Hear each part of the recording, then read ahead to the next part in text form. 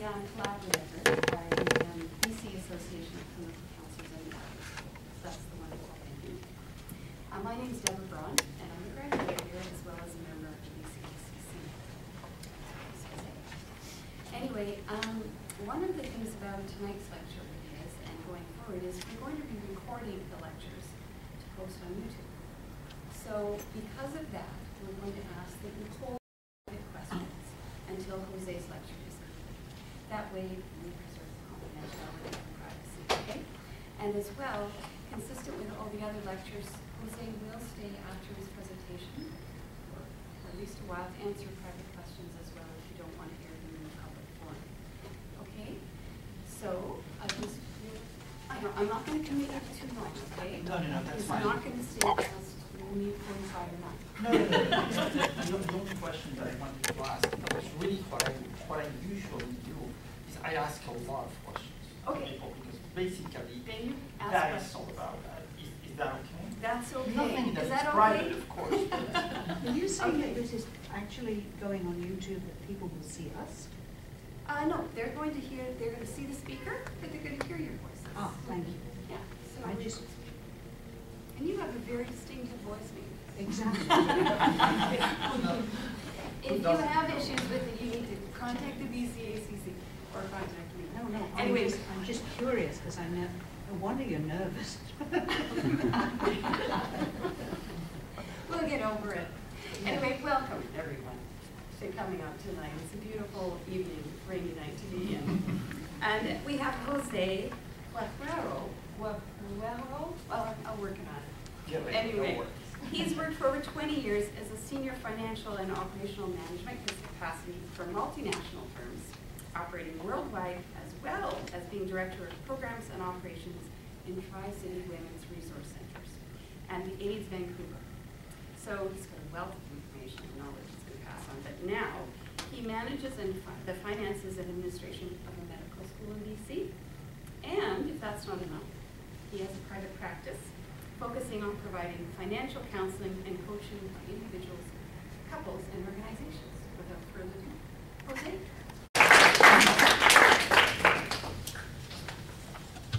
Good evening to all of you. Can you hear me well? Okay. Well, first of all, thank you so much for being here. It's a real pleasure to see you. I feel very honored, first of all, because I studied in this school. And secondly, because I have some people here, ex-teachers, that it's really a pleasure to see in this venue. The presentation that I'm going to make is going to be focused mainly in what are the emotions behind the management of money, because I have to share some things with you. I work with very different types of people. I work with people that earn over $250,000 per year, and I work also with people that are in jails that are going to be released soon to be incorporated to the society. And I have to say that with a very diverse population, I have never found so far a financial concern or issue that doesn't have, to a certain extent, certain pieces or certain elements of emotional matters. So we're going to explore that in this short time. And I'm going to ask you a lot of questions. Don't worry if you don't know the answer. Really what I want to do is basically to invite for a dialogue, okay? Because I think that more than what I will be telling you, the richness of this session is going to be your participation. Okay, so as Deb mentioned, my background is basically in the financial field, but I decided to study the Master's in Counseling Psychology some time ago, and it's a very odd mix. But really what I do is helping people to understand, I mean, the issues that I see are not issues of not knowing how to add or subtract numbers. That's quite easy. It's it's more complicated stuff. So we're going to talk about that. And the first thing that I want to tell you is, well, here I have $10. And as you can see, this is money. But I think that we all know to a certain extent that money is more than that piece of paper. Money has for all of us many different meanings. So what I want to ask you is to tell me, please, or to tell us, what are the thoughts, but most importantly, what are the feelings that come to you when I say the word money? What comes to you? Security. Security. Freedom. Freedom. Okay. Opportunity. Opportunity.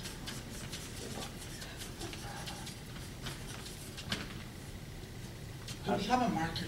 Do we have a marker? One word? Yeah, sure. Yeah. Happiness. Huh?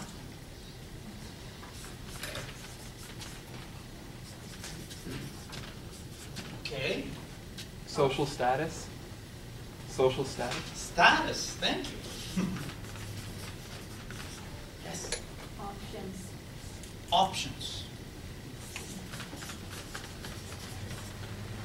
One more. Yeah. Thank you. Thank you, because what I was going to say. Thank you, because what I was going to say is, wow, this is a very positive and optimistic group, which is great. But sometimes we see all these positives, but sometimes we hear some stuff like stress, anxiety. What I hear a lot is this. And also what I hear a lot is this. And it's very interesting because even depending in different nationalities, you will find different meanings. And the reason why I ask this question is because we can continue on and on for the rest of the evening and perhaps the rest of the week trying to find more meanings for the money. The only thing that I can tell you is that money has a different meaning for all of us. And the reason why that meaning is different is because we grew up in different families, in different circumstances, right? So, having said that, I have some good news and bad news. So in this case, I am going to share with you first the bad news. Thank you so much. And the bad news is that maybe sometimes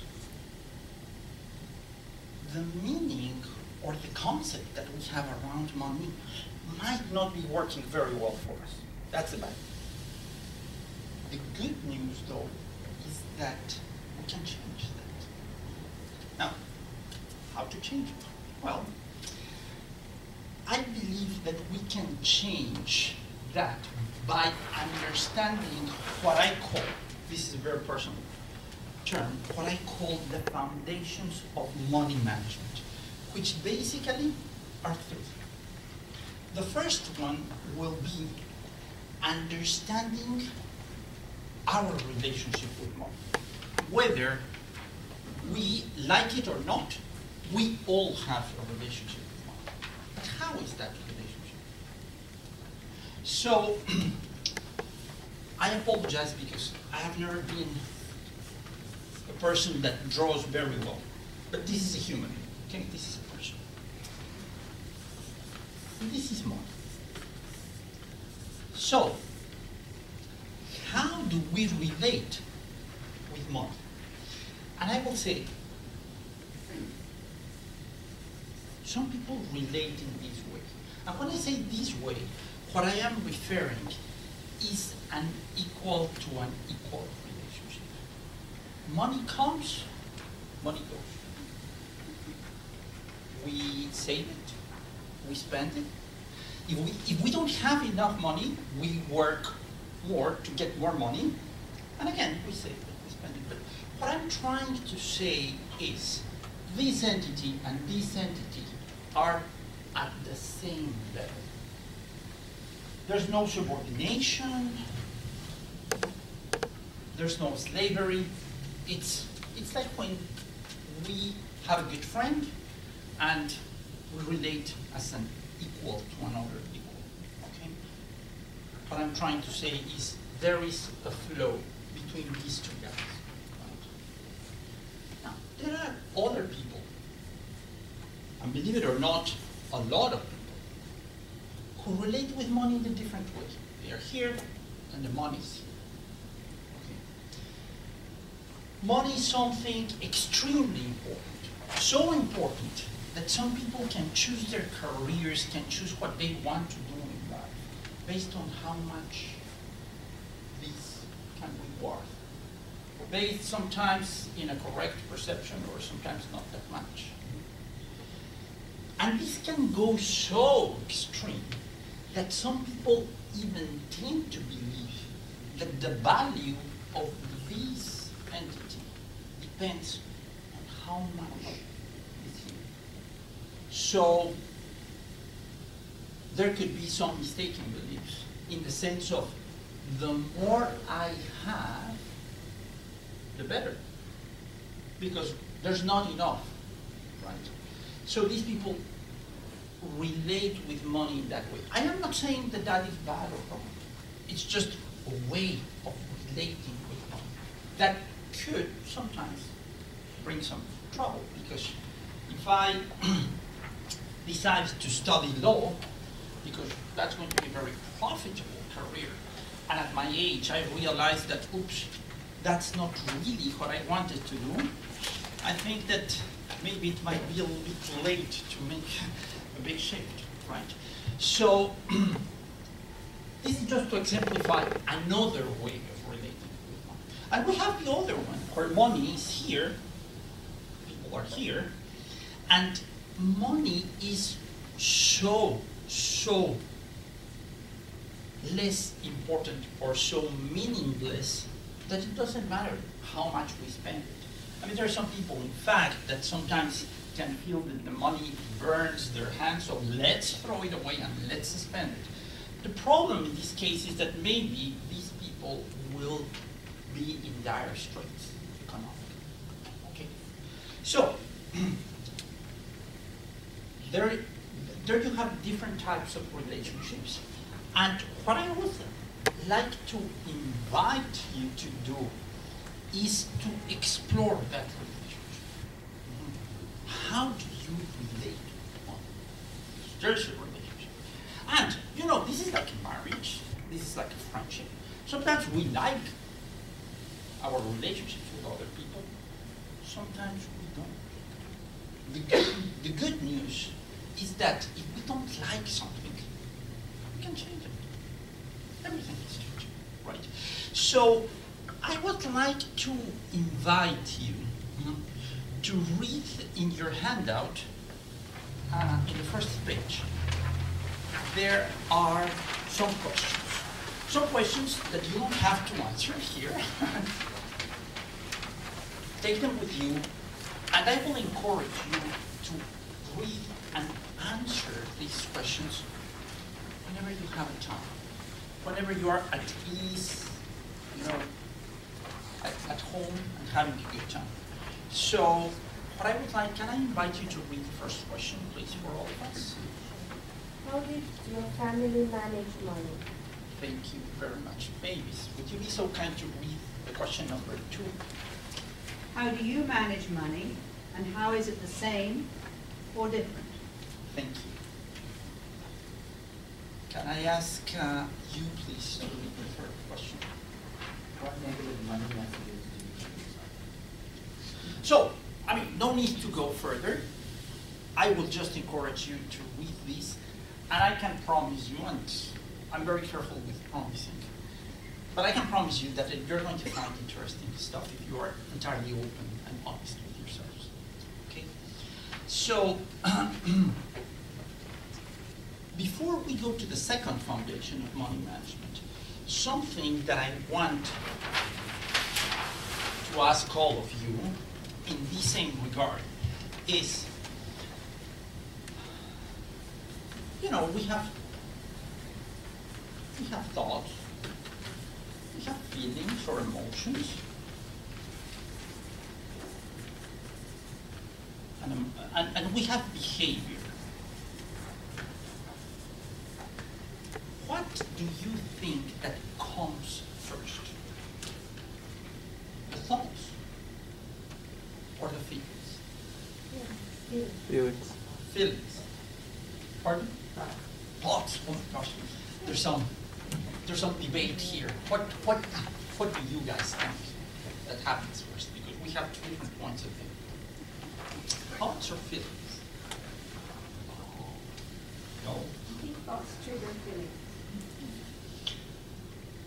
I mean, these two guys definitely relate with each other, right? But I will have to agree that usually, or most importantly, this happens first. Okay? A lot of what happens here is based on what happens up here. The point is that, and again, my apologies for the way how I draw, but this is an iceberg, and this is the sea, right? The ocean. What we see in people is this part, just the tip of the iceberg. We don't know what is going on here, because really what we see in people is only this part. Okay? The only thing that I can tell you, according to psychology and to science basically, is that we develop thoughts as we grow up by observing our surroundings. And based on those thoughts, we feel in certain way. And based on these two things, we behave. Right? I'm going to tell you a story, and it's a very extreme one, but bear with me. Captain Scott was an explorer, a British explorer, who discovered, more than discovered, he was the first person to arrive to the North Pole. And this was at the end of the last century. And it was very interesting in the journal that he did, when he described a group of people that were living there that were called Eskimos. And something that shocked him when he arrived there was firstly how friendly these people were. Very, extremely friendly. They arrived and they offered them food, they offered them shelter, different things. Very amicable people. And as they settled there for a bit, the chief of this group told Captain Scott, well, we feel very honored to have you here, and if you don't mind, we would like to invite you and your crew to spend the evening with our wives. And Captain Scott said, excuse me, did I hear well? Yes, yes, please, if you don't mind. He said, very short, no, that's something that we cannot do. And these people felt very upset, because they took that as a very unpolite message from Captain Scott. So at the end of the day, after several discussions, he gave his crew the option of doing whatever they wanted. But he remained very curious of why this was happening. So after being with this group of people for a while, he started exploring why that opens. And what he found is that the main reason of the chief of the group and the people for doing that was that they believed the following. They told him, look, Captain Scott, our survival here depends on our strength. If we're not strong, we cannot survive. And we firmly believe, because we have seen it in other animals, that by mixing with different groups and races, we become stronger. And guess what? He was right. Biologically, that is correct. That's how the different animals have evolved. Right? So, as I mentioned to you, this is a very extreme example. But what I'm telling you is, you have in front of you, as you can notice right away. I came to this country 12 years ago. I'm an immigrant. And my background is Latin. So these people are famous because, well, not famous, but they have the reputation of being very emotional, extremely emotional. So I just wonder how a Latino, or even not a Latino person, but how a man will feel knowing that someone would like to have a coffee or perhaps a dance with his wife. Maybe he will not feel very comfortable and he will say, I don't like it. So the question will be in this case, why some people decades ago felt comfortable hunting seals and playing cards because Captain Scott taught them how to play cards. How they will be perfectly comfortable knowing that something was happening in an igloo there, and they were fine. And you have these Latino guys saying, oh my gosh, I know that my friend wants to go out with my wife. I don't like that. I'm going to kick this guy. And if they go out, I don't know what I'm going to do. Right? So well, the reason is very simple. You have one group of people thinking, we do this because this will benefit the group, and that is fine, and there's no problem. And the other group, or the other person says, well, hold on one second.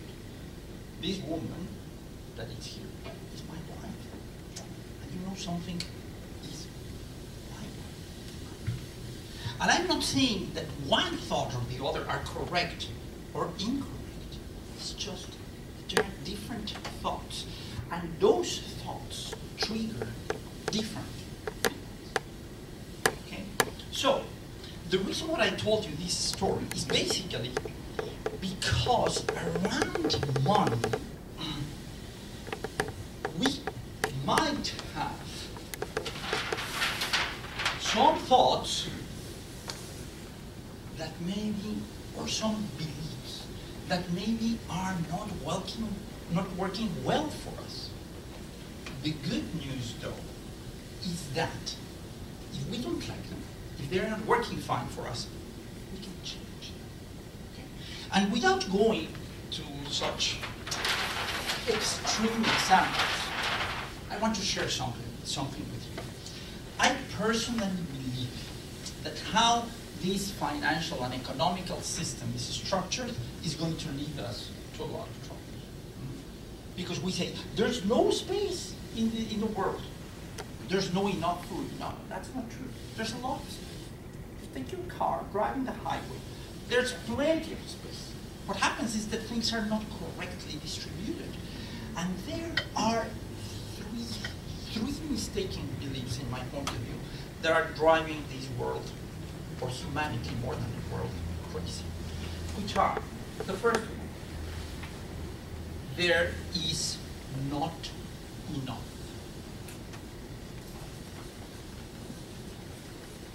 We don't have time right now, but usually what I do, when I'm working with and these people go out for coffee break or something like that, I am very careful of taking one or two chairs away while they are out. And then I said, well, please have a seat. You cannot be standing over here. And people get anxious. And they run and they try to get to chairs because there are not enough. And so people start fighting, saying, oh, come on, no, this was my place, right? So this thought that there's not enough in our society drives us to the second mistaken belief, that it's because there's not enough, the more I have, the better. It doesn't matter that I am taking the portion of I don't know how many people, but that's fine, because the more I have, even for my 5th generation, it's okay, because there's not enough. And the third one is there's nothing to do about it. There's nothing to do. That's the way it is. And you know something? I believe that there are a lot of many different options around money. But these are my conclusions of what I have seen. So, again, and just to close the first point, I will invite you to reflect about your relationship with money. And if that relationship is not suitable for you, you don't like it, change it. You can. At the end of the day, you have the right to decide who is in the driver's seat. The guy here, which was the person, or the guy here. Does that make sense? Now, let's go in your handout. I would very much appreciate if you can go to the second handout that says defining financial goals. So what I would like you to do is, you see, we have here space for a goal, cost, time frame, money savings. Forget about all that stuff. You can do that later. The only thing that I want you to do for the purpose of this mini speech is find out 3 goals for you. One for the short term, and when I say short term, is something that you want to accomplish within the next 30 days. Find a medium-term goal that you would like to accomplish between the next 2 to 12 months. And find another one that will be for the long term, in this case, meaning by that, over 1 year. Just take a few moments and write one of each in the spaces provided to that. And we will talk about that once you are there.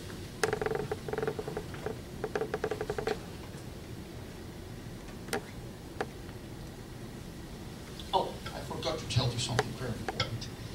Ideally, please don't think in a financial goal. Think in anything you want to achieve. Ideally, not saving X amount per month. No. If you can go to other things that are not money. Because guess what? At the end of the day, basically anything that you will put there will have a financial implication. If you want to study, if you want to travel, if you want to buy something, it might have a cost.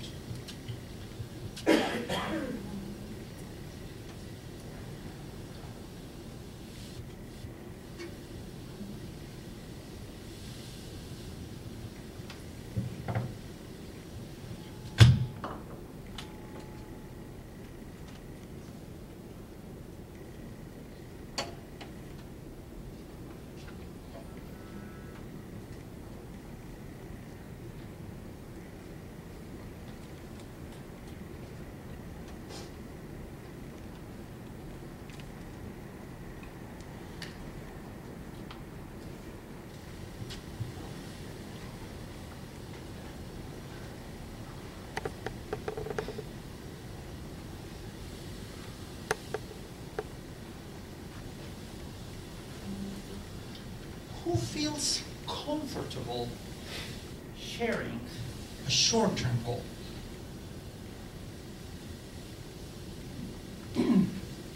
Yes. I'd like to get my car serviced in the next 30 days. Okay. You want your car fixed? Yes, just routine maintenance. Okay, perfect. So car maintenance. Thank you very much. Someone else? No, so far. Lose 4 pounds.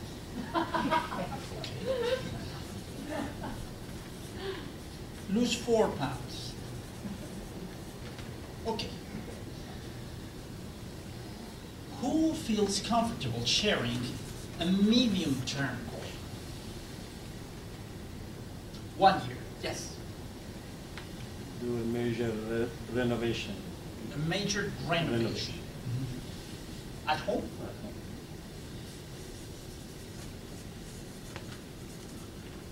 Renovation at home. Can I ask you a question? Is that okay if I ask you a question?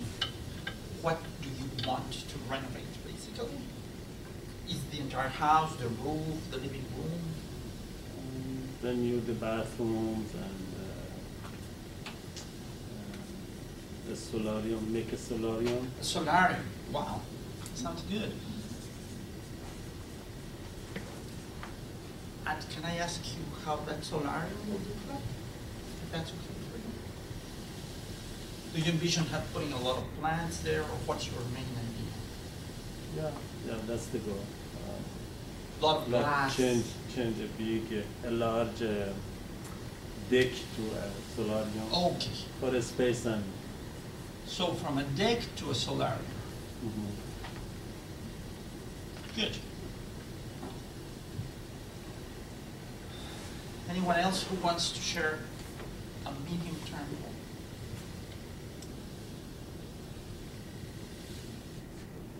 No?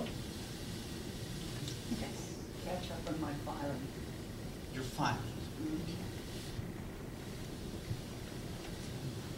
Catch up on fine. And how does it look like at the end of how the filing looks like at the end of the project? There'll be a lot less paper, Less paper.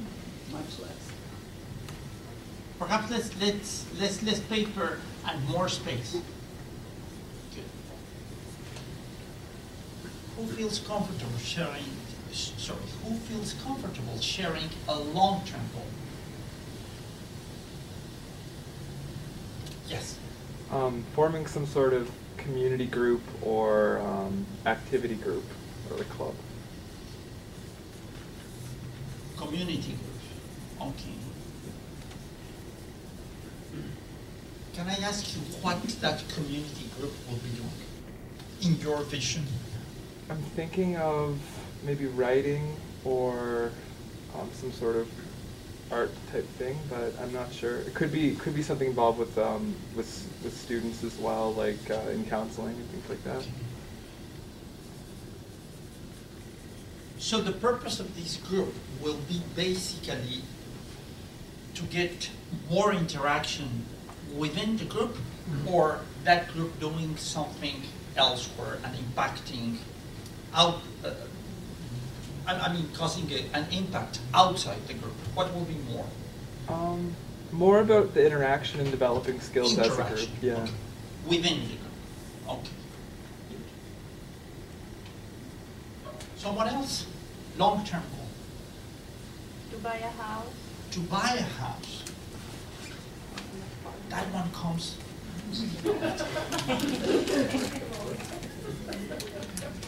Can I ask you, if that's okay with you, where would you like to have a house? Where? Yes. Well, in close Vancouver area. In the Vancouver area. And do you envision that house, 1 floor, 2 floors? 2 floors. Yeah. Garden in the front or garden in the back or both? Both. Both. Both. Yeah. And would you like that house with hardwood floors or carpet? We can have both. Both. A mix. Thank you so much. So I'm sorry, but I'm sure that you think, well, what are we doing guy is asking about hardware. Well, let me tell you how. Just be a little bit patient. I can go on and on. I promise that if I ask the colors in the walls, etc. Sorry, your name is? Inez.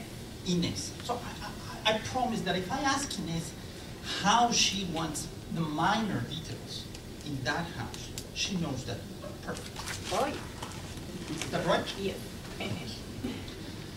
Now, let me ask all of you a question. Which ones were easier for you to define, to think about? The long term or the short term? The long term were easier. What's the question again? What I was asking is what was easier for you to think about the long term or the short term goals? And I've heard their long term goals were easier. And it seems that people are nodding here. You know something? Consistently, I found the same answer. Yes, these ones are easier. Guess why? There's a reason. Why? Because this idea of thinking about our long-term goals entails something called envisioning. And most importantly, it entails a little bit of dreaming.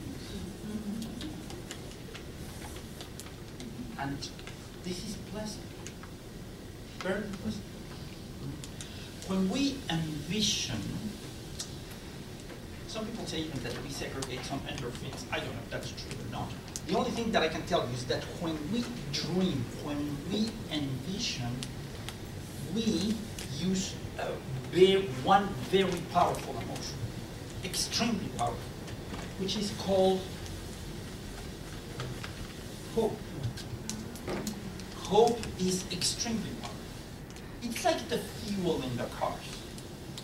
I remember very well coming to this city, I don't know, 16, 17 years ago. My daughter was very, very young at that time. She's graduating from UBC next week. But I remember, and I came in winter. It was to celebrate here the year-end season. And I remember very well that I told her, you know something, this is a very beautiful city. I think it would be a good place to live. And when I was assaulted in Mexico and I was almost killed, and I had to decide to move elsewhere, I said, that place. And I came here with 5 boxes. 5 boxes. That's how I landed. After working as finance director for Johnson & Johnson in Mexico, I left my work. And here I am. I never imagined at that time, when I was a student of Mavis, I never imagined that I would be talking one day at the Adler School, and here I am. But you know something? This was what drove me. And I can guarantee you something. Human beings are wired. We are wired to get here in any aspect that we want. When I say here, it's the long-term goal. We all have that capability within ourselves. That's the good news. But I have to share with you some bad news. The bad news is that envisioning this, thinking about this is great. The bad news is that in order to get here, guess where we have to start? We have to start here. And guess what? This is painful. I want you to be totally honest. Who loves here to save money? But really enjoys it. Loves to save money? Save money. Raise your hand. 1, 3, 4, 5. Good, good, good. That's a good percentage. I love spending money. I love both. You look okay, well. But you see, saving is Saving is nice when you know that we're doing it for some purpose. But I can tell you something. Saving entails some sacrifice in certain way. But, I mean, one of the things that I love about this is the food. It's wonderful to eat here. The variety is just fantastic. And entertaining myself here also is fantastic. In my budget, those are the line items where I'm always out of track. And the reason being, I say that it entails a little bit of sacrifice because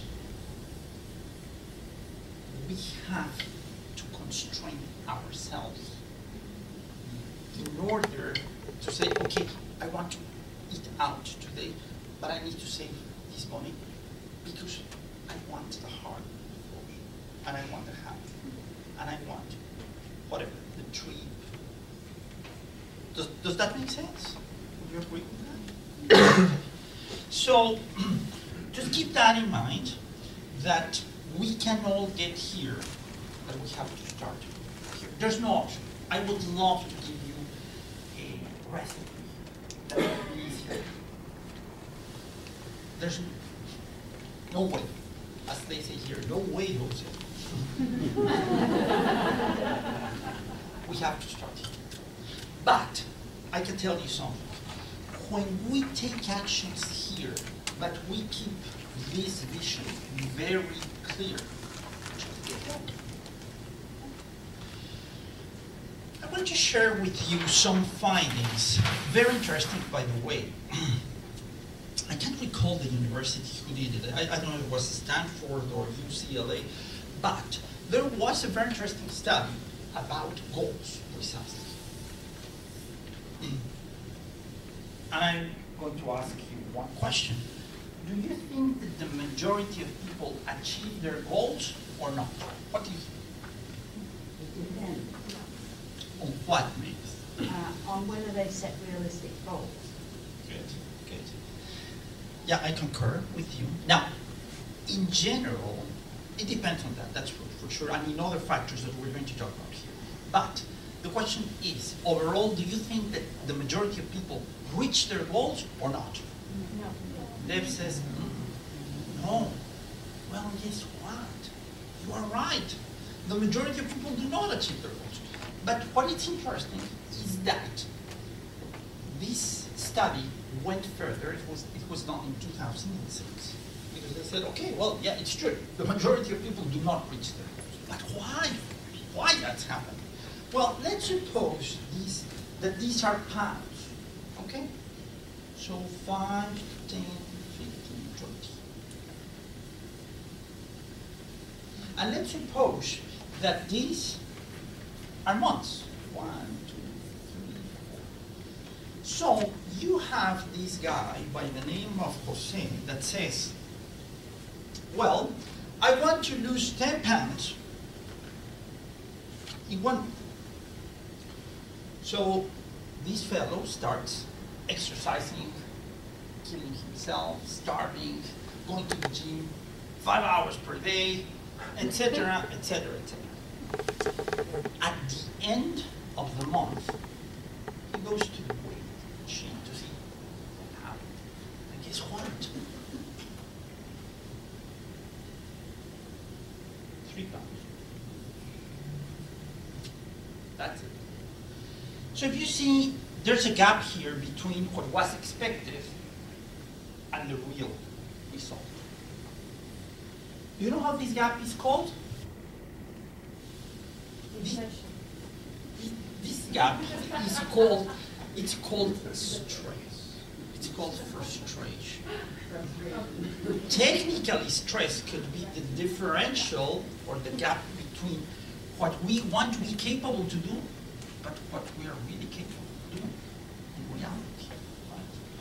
So the majority of people, what they do is that they tend to say, okay, I didn't make it.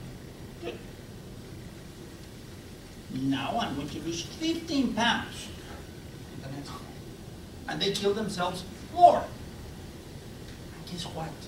At the end of the month, again, the weight machine and the gap was bigger.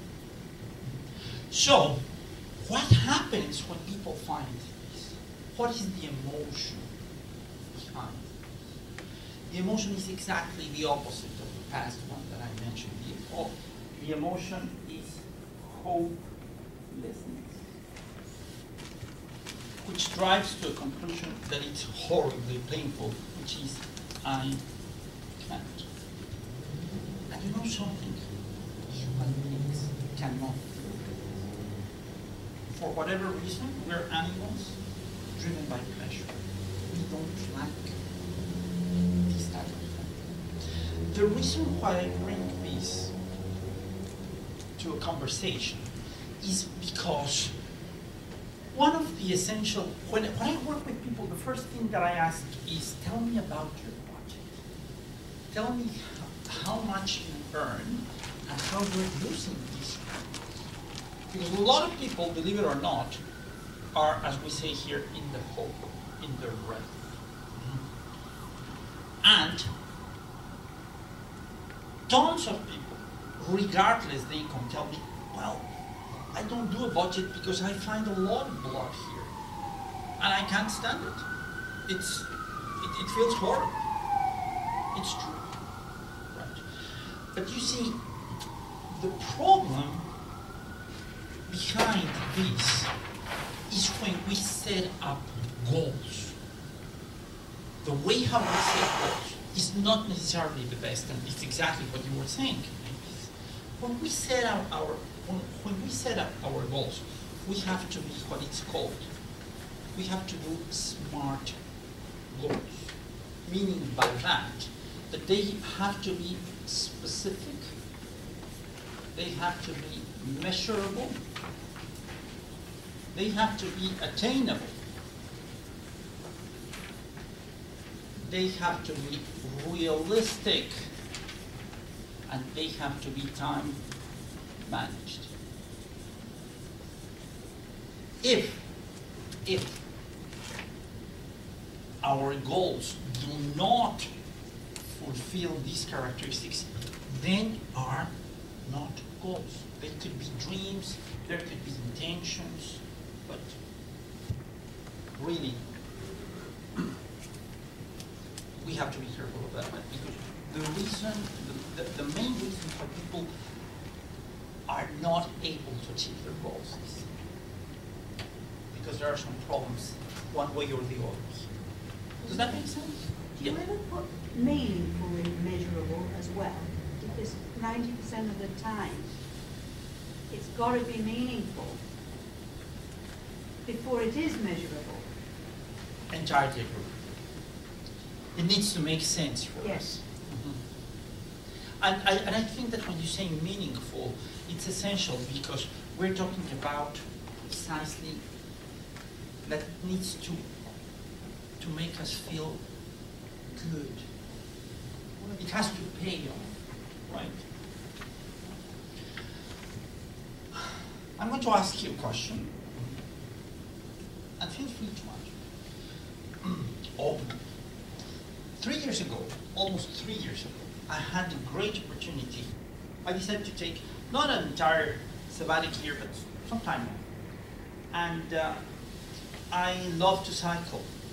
And I cycled from the east coast of France to the west coast of Spain, approximately 1,300 kilometers.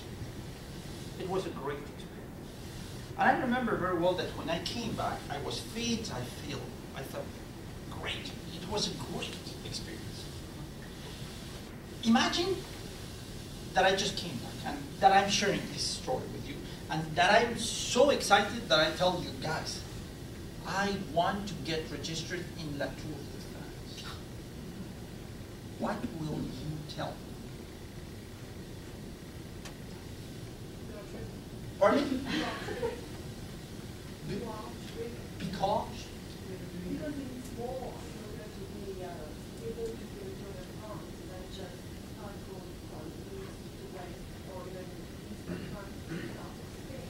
I am. It's really a lifetime plan, if I will tell you, you know, I am planning to go to Cypress Mountain every day, in the morning and in the evening, what will you tell me?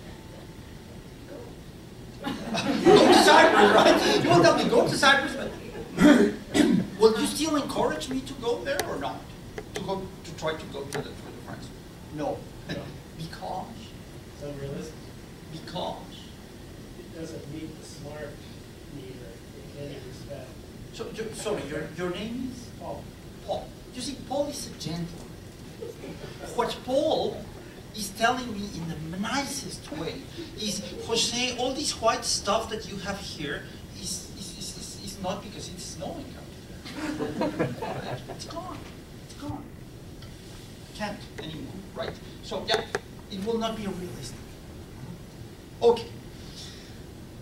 Questions, comments, complaints so far? Does that make sense? Let's go to the last piece before I show you the video. And if you will be so kind to go to your next handout, which will be what I call the third foundation of money management, which is, in fact, differentiating. Sorry, by the way, the second foundation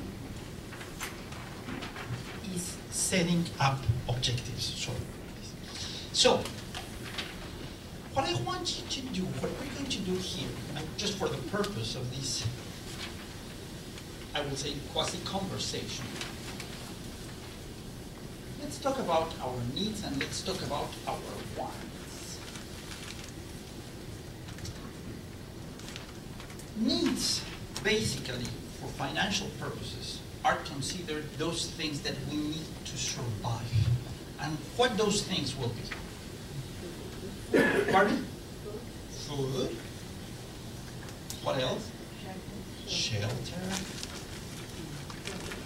Pardon? Clothing. Especially here, right? Just once in a while. What else? Medical care? Thank you so much. This is the most health. We need medical care. Without this one, the rest doesn't. So we have these we can survive. These are the basic needs. So if these are the basic needs, what are the wants?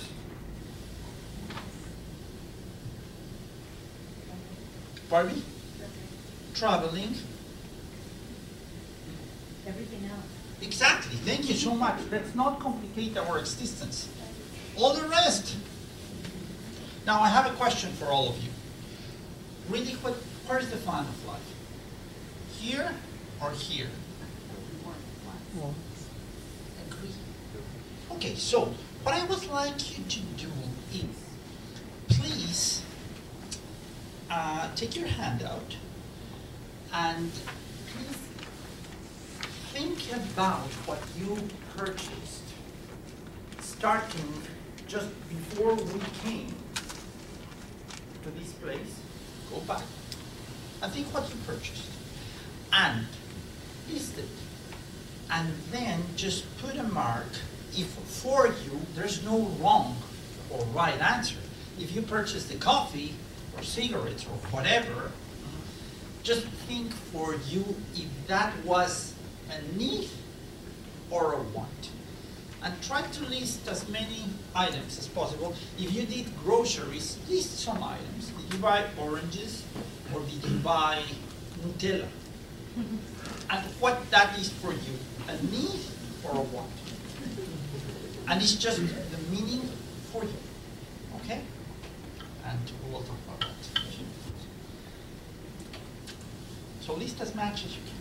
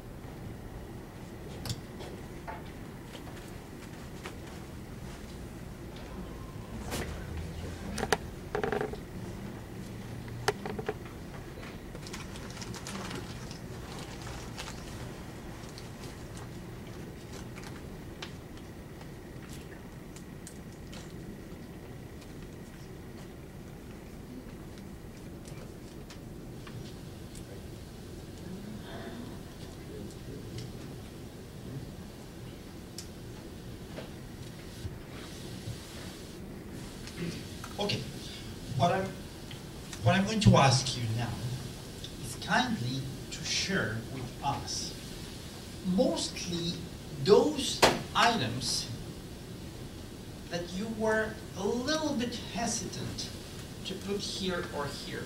It's what I call those items in the twilight zone, kind of in between. So who wants to share one of those items? Yes. Yoga class. Yoga class, great. For you, is this a need or a want? Both?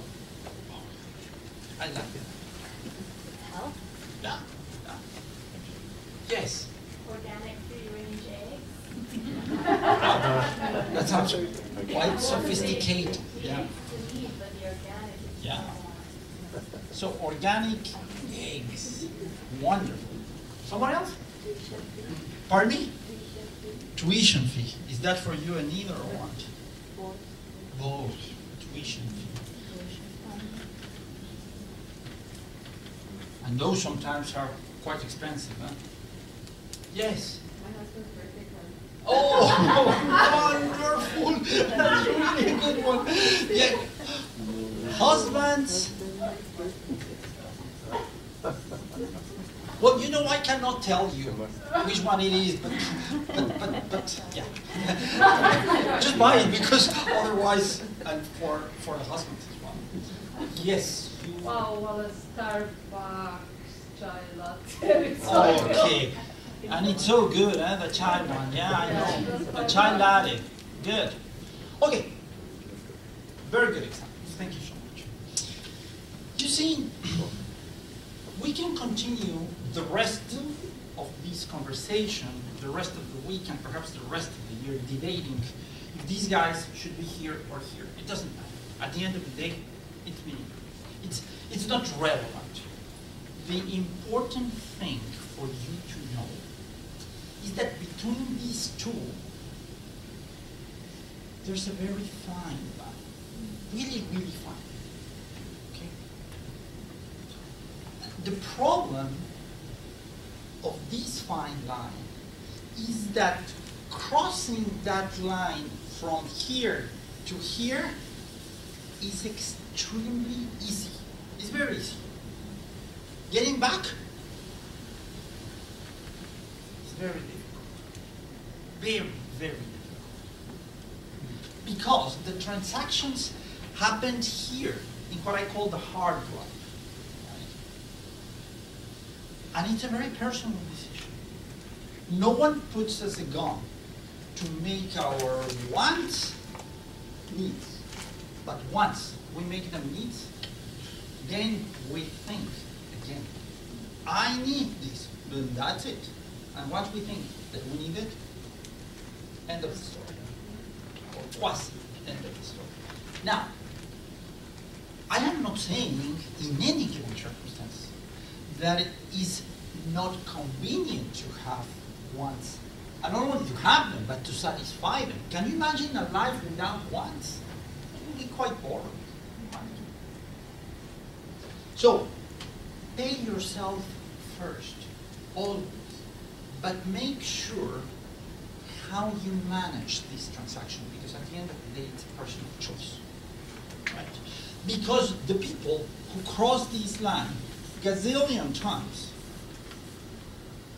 easily get into something called debt. And technically, a very simple definition, but technically the definition of debt is working for others. So while you are working to pay interests, another person is in Hawaii just putting some sand in his belly or her belly button. So careful with this, because there are a lot of people that, because of doing this, not very consciously, get here eventually. Does that make sense? Good. So,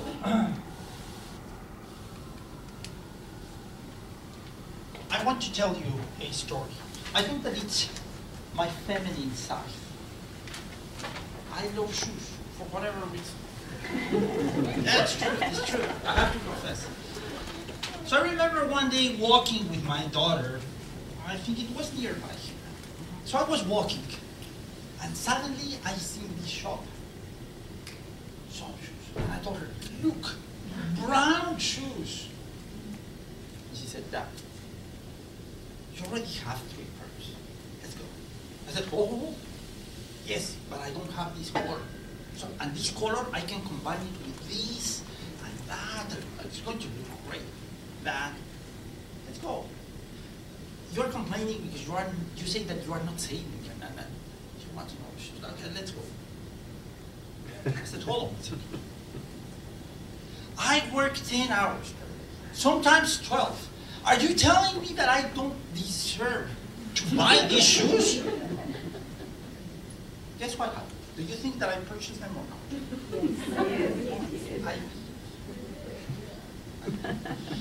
And I live because, for good or for bad, we live in a society that it's telling us every day, around a couple of 100 times, 200 times, buy, buy, buy. And buy when? Today, now. Don't wait. Today. Why? Should deserve it. So, our society is driven by consumption. Okay. So that's great. It's fine. We just have to be careful, and we have to be selective in our choices. Okay. Now, just to close the topic, I can tell you something. You can have 2 PhDs in math and 1 in economics. You can be a master in adding and subtracting numbers, spreadsheets, the whole thing. At the end of the day, managing money in an effective way that works for us and that works towards our well-being is not a matter of knowing a lot of finances and knowing a lot of math. It's a matter of having very clear, what is our relationship with money, what are our objectives, and how we want to achieve them, and knowing how to do it. It sounds extremely simple, but believe me, I have seen it. If these 3 things are not in place, the rest could very easily go wrong. So, if you don't mind, before we go to the questions, I want to show you a video that it's going to talk about these mistaken beliefs that I mentioned to you, and I hope that you will like it.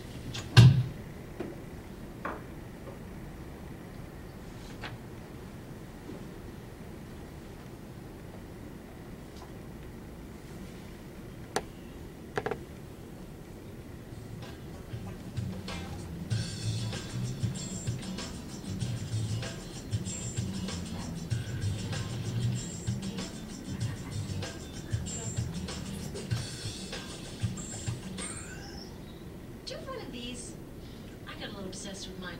In fact, I got a little obsessed with all my stuff. Have you ever wondered where all the stuff we buy comes from and where it goes when we throw it out? I couldn't stop wondering about that, so I looked it up. And what the textbook said is that stuff moves through a system from extraction to production to distribution to consumption to disposal. All together, it's called the materials economy. Well, I looked into it a little bit more. In fact, I spent 10 years traveling the world, tracking where our stuff comes from and where it goes. And you know what I found out? That is not the whole story. There is a lot missing from this explanation. For one thing, this system looks like it's fine. No problem. But the truth is, it's a system in crisis. And the reason it's a system in crisis is it's a linear system and we live on a finite planet. And you cannot run a linear system on a finite planet indefinitely. Every step along the way, this system is interacting with the real world. In real life, it's not happening on a blank white page. It's interacting with societies, cultures, economies, the environment. And all along the way, it's bumping up against limits.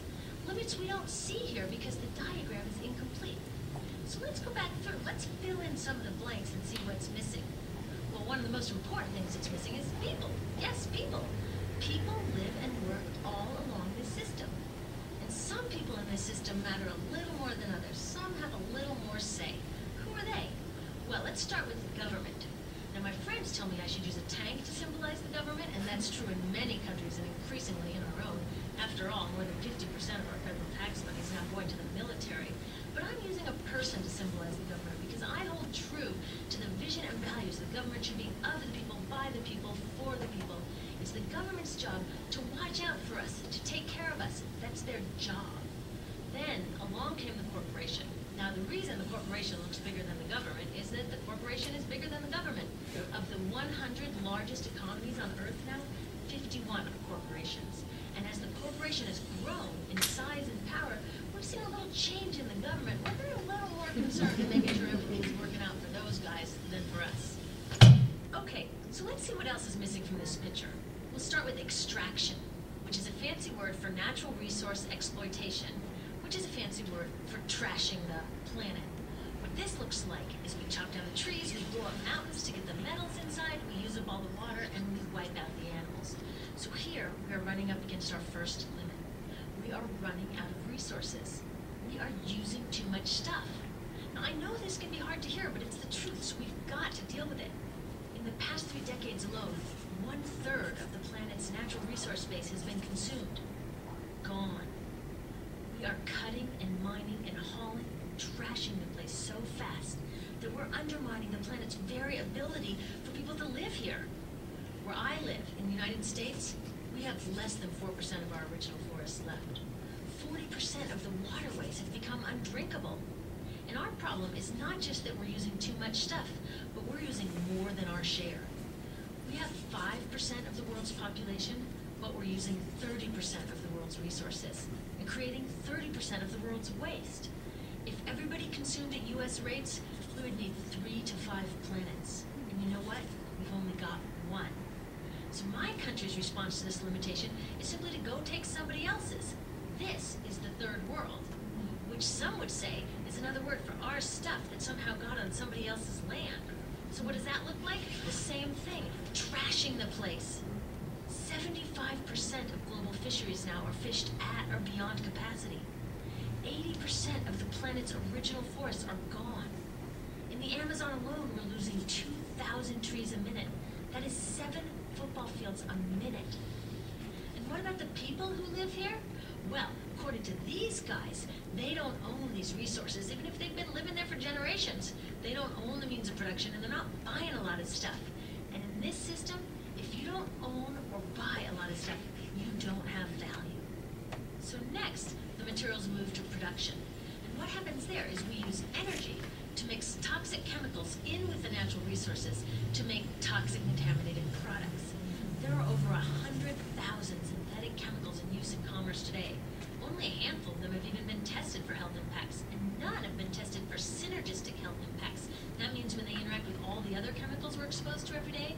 So we don't know the full impact on health and the environment of all these toxic chemicals, but we do know one thing: toxics in, toxics out. As long as we keep putting toxics into our industrial production systems, we're going to keep getting toxics in the stuff that we bring into our homes and workplaces and schools, and our bodies. Like BFRs, brominated flame retardants, they're a chemical that make things more fireproof, but they are super toxic. They're a neurotoxin. That means toxic to the brain. What are we even doing using a chemical like this? Yet we put it in our computers, our appliances, couches, mattresses, even some pillows. In fact, we take our pillows, we douse them in a neurotoxin, we bring them home and put our heads on them for 8 hours a night to sleep. Now, I don't know, but it seems to me in this country with so much potential, we could think of a better way to stop our heads from catching on fire at night. Now, these toxics build up the food chain and concentrate in our bodies. Do you know what is the food at the top of the food chain with the highest level of many toxic contaminants? Human breast milk. That means that we've reached a point where the smallest members of our societies, our babies, are getting the highest lifetime dose of toxic chemicals from breastfeeding from their mothers. Is that not an incredible violation? Breastfeeding must be the most fundamental human act of nurturing. It should be sacred and safe.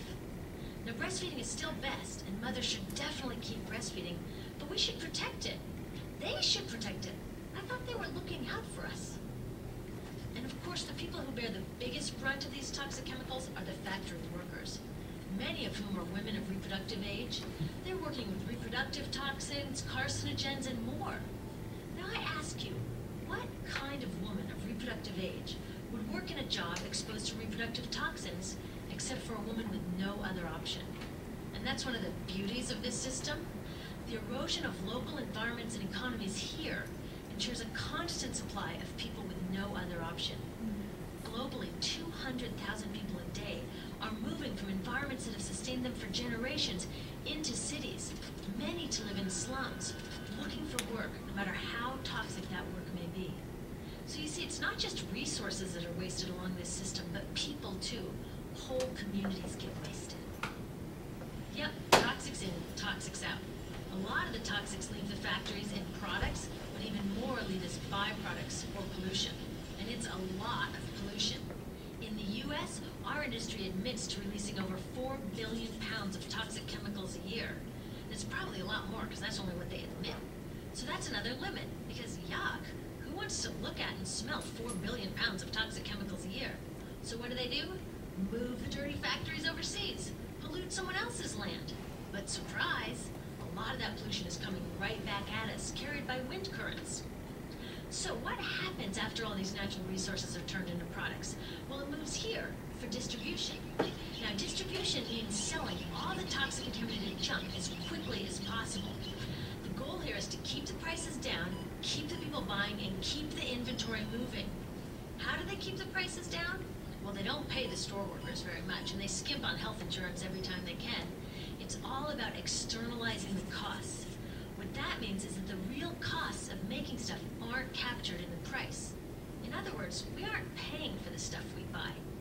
I was thinking about this the other day. I was walking to work and I wanted to listen to the news, so I popped into a Radio Shack to buy a radio. I found this cute little green radio for $4.99. I was standing there in line to buy this thing, and I was thinking, how could $4.99 possibly capture the cost of making this radio and getting it into my hands? The metal was probably mined in South Africa. The petroleum was probably drilled in Iraq. The plastics were probably produced in China. And maybe the whole thing was assembled by some 15-year-old in a maquiladora in Mexico. $4.99 wouldn't even pay the rent for the shelf space it occupied until I came along, let alone part of the staff guy's salary who helped me pick it out, or the multiple ocean cruises and truck rides pieces of this radio went on. That's how I realized I didn't pay for the radio. So who did pay? Well, these people paid with the loss of their natural resource space. These people paid with the loss of their clean air, with increasing asthma and cancer rates. Kids in the Congo paid with their future. 30% of the kids in the Congo now have dropped out of school to mine coltan, a metal we need for our cheap and disposable electronics. These people even paid by having to cover their own health insurance. All along this system, people pitched in so I could get this radio for $4.99. And none of these contributions are recorded in any accounts book. That's what I mean by the company owners externalize the true costs of production. And that brings us to the golden arrow of consumption. This is the heart of the system, the engine that drives it. It is so important that protecting this arrow has become the top priority for both of these guys. That's why after 9/11, when our country was in shock, and President Bush could have suggested any number of appropriate things, to grieve, to pray, to hope. No, he said to shop, to shop. We have become a nation of consumers. Our primary identity has become that of being consumers, not mothers, teachers, farmers, but consumers. The primary way that our value is measured and demonstrated is by how much we contribute to this arrow, how much we consume. And do we? We shop and shop and shop, keep the materials flowing, and flow they do. Guess what percentage of total materials flow through this system is still in product or use 6 months after the date of sale in North America? 50%? 20? No, 1%. 1. In other words, 99% of the stuff we harvest, mine, process, transport, 99% of the stuff we run through the system is trashed within 6 months. Now, how can we run a planet with that level of materials throughput? It wasn't always like this. The average US person now consumes twice as much as they did 50 years ago. Ask your grandma. In her day, stewardship and resourcefulness and thrift were valued. So how did this happen? Well, it didn't just happen. It was designed. Shortly after World War II, these guys were figuring out how to ramp up the economy. Retailing analyst Victor Lebeau articulated the solution that's become the norm for the whole system. He said, our enormously productive economy demands that we make consumption our way of life, that we convert the buying and use of goods into rituals, that we seek our spiritual satisfaction, our ego satisfaction in consumption. We need things consumed, burned up, replaced, and discarded at an ever-accelerating rate. President Eisenhower's Council of Economic Advisors chairman said that the American economy's ultimate purpose is to produce more consumer goods. More consumer goods? Our ultimate purpose? Not provide health care or education or safe transportation or sustainability or justice? Consumer goods? How did they get us to jump on board this program so enthusiastically? Well, two of their most effective strategies are planned obsolescence and perceived obsolescence. Planned obsolescence is another word for designed for the dump. It means they actually make stuff to be useless as quickly as possible, so we'll chuck it and buy a new one. It's obvious with things like plastic bags and coffee cups, but now it's even big stuff.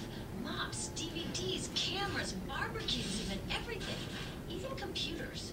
Have you noticed that when you buy a computer now, the technology is changing so fast that in just a couple of years, it's actually an impediment to communication? I was curious about this, so I opened up a big desktop computer to see what was inside. And I found out that the piece that changes each year is just a tiny little piece in the corner. But you can't just change that one piece because each new version is a different shape. So you gotta chuck the whole thing and buy a new one. So I was reading industrial design journals from the 1950s when planned obsolescence was really catching on. These designers are so open about it. They actually discuss how fast can they make stuff break that still leaves the consumer having enough faith in the product to go out and buy another one. It was so intentional. But stuff cannot break fast enough to keep this arrow afloat. So there's also perceived obsolescence.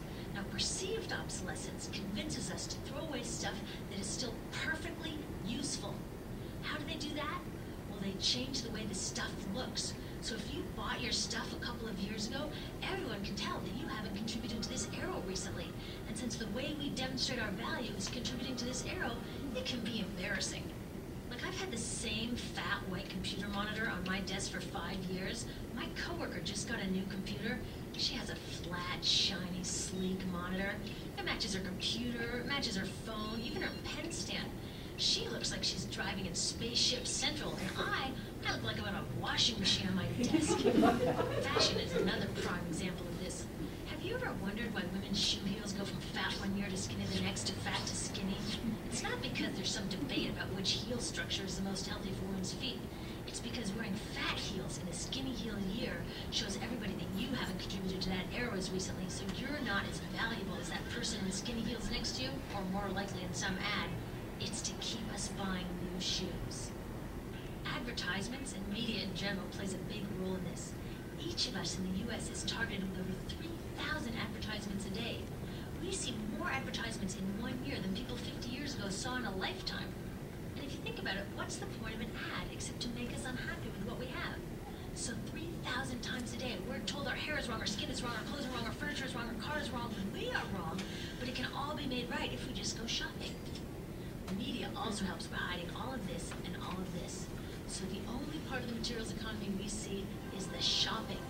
The extraction, production, and disposal all happens outside of our field of vision. So in the US, we have more stuff than ever before, but polls show that our national happiness is actually declining. Our national happiness peaked in the 1950s, the same time that this consumption mania exploded. Interesting coincidence. I think I know why. We have more stuff, but we have less time for the things that really make us happy. Friends, family, leisure time. We're working harder than ever. Some analysts say we have less leisure time than any time since feudal society. And do you know what the two main activities are that we do with the scant leisure time we have? Watch TV and shop. In the US, we spend 3 to 4 times as many hours shopping as our counterparts in Europe do. So we're in this ridiculous situation where we go to work, maybe 2 jobs even, and we come home and we're exhausted, so we plop down on our new couch and watch TV, and the commercials tell us you suck, so you gotta go to the mall and buy something to feel better, and then you gotta go to work more to pay for the stuff you just bought, so you come home and you're more tired, so you sit down and you watch more TV, and it tells you to go to the mall again, and we're on this crazy worth, watch, spend treadmill, and we could just stop. So in the end, what happens to all the stuff we buy anyway? At this rate of consumption, it can't fit into our houses, even though the average house size has doubled in this country since the 1970s. It all goes out in the garbage. And that brings us to disposal. This is the part of the materials economy we all know the most because we have to haul the junk out to the curb ourselves. Each of us in the United States makes 4.5 pounds of garbage a day. That's twice what we each made 30 years ago. All of this garbage either gets dumped in a landfill, which is just a big hole in the ground, or if you're really unlucky, first it's burned in an incinerator and then dumped in the landfill. Either way, they both pollute the air, land, water, and don't forget, change the climate. Incineration is really bad. Remember those toxics back in the production stage? Well, burning the garbage releases the toxics up into the air. Even worse, it makes new super toxics, like dioxin.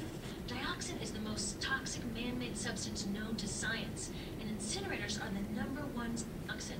That means that we could stop the #1 source of the most toxic man-made substance known just by stopping burning the trash. We could stop it today. Now, some companies don't want to deal with building landfills and incinerators here, so they just export the disposal too.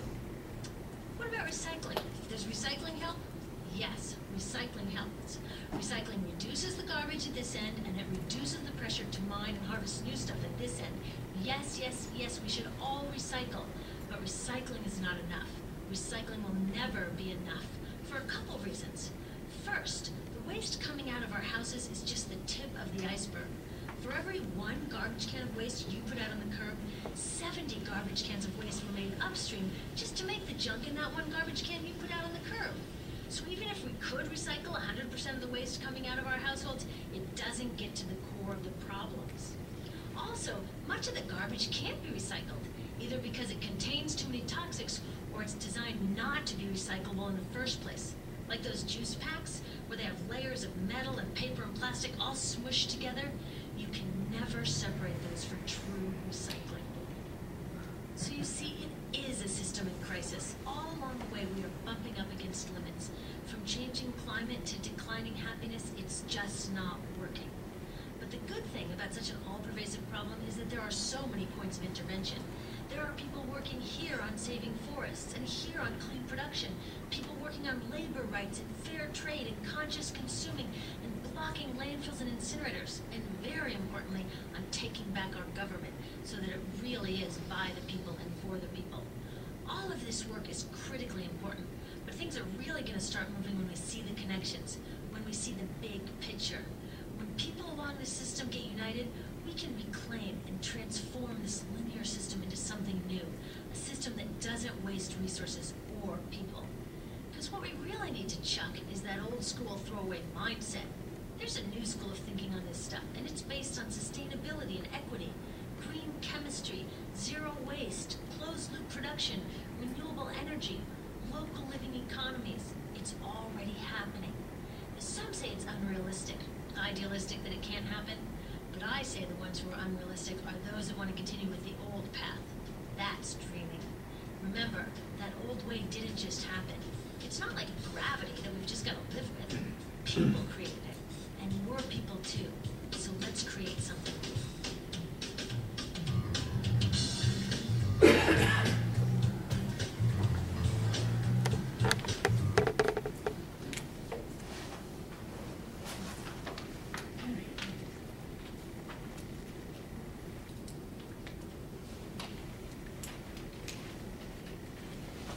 Well, I am at your disposal in case you have questions, comments. I will be more than happy.